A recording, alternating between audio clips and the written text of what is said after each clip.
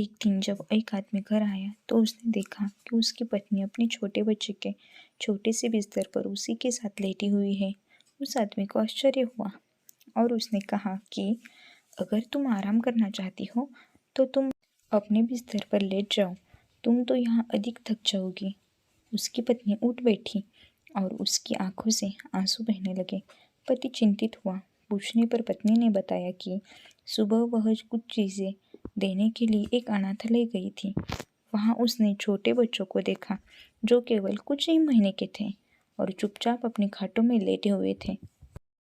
वह बहुत खुश हुई तो उसने महिला पर्यवेक्षक से पूछा, आपने इन छोटे बच्चों को इतनी अच्छी तरह से कैसे प्रशिक्षित किया है? कृपया मुझे भी सलाह दें। मेरा भी एक छोटा बच्चा है, पर्यवेक्षक महिला ने उत्तर दिया कि हम प्रार्थना करेंगे कि आपका बच्चा कभी ऐसे आज्ञाकारी न हो और मालिक आपको उसके लिए जीवित रखे। जब ये बच्चे यहाँ आते हैं तो शुरुआती दिनों में भूखे होने पर और डायपर खराब होने पर रोते हैं, लेकिन हमारा स्टाफ बच्चों पर व्यक्तिगत ध्यान देने के लिए पर्याप्त नहीं है, इसलिए हम उन्हें रोने देते हैं। कुछ ही दिनों में उन्हें इस बात की आदत हो जाती है कि यहाँ रोने से उनकी ज़रूरतें पूरी नहीं होगी, चाहे खाना खिलाना हो या डायपर बदलना। आपात स्थिति को छोड़कर सब कुछ समय पर किया जाता है। जब वे इसे समझते हैं तो उनका रोना कम हो जाता है और धीरे धीरे पूरी तरह से बंद हो जाता है।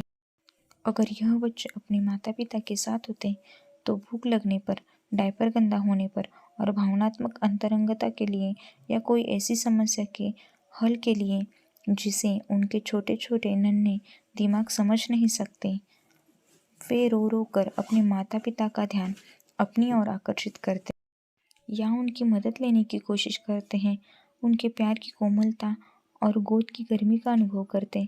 लेकिन क्योंकि ऐसा नहीं है और हम खुद बहुत मजबूर हैं, तो हम उन्हें रोने देते हैं। कुछ दिन बाद वे अपने आप थक कर खामोश हो जाते हैं। इसलिए वह स्त्री जब से अनाथालय से आई थी अपने बच्चे से चिपके बैठी थी। मालिक हर बच्चे पर अपने माता पिता की छाया सुरक्षित रखें। कहानी कैसी लगी एक कमेंट में ज़रूर बताना दोस्तों। वीडियो अगर पसंद आया हो तो लाइक और सब्सक्राइब ज़रूर कर देना। Thank you.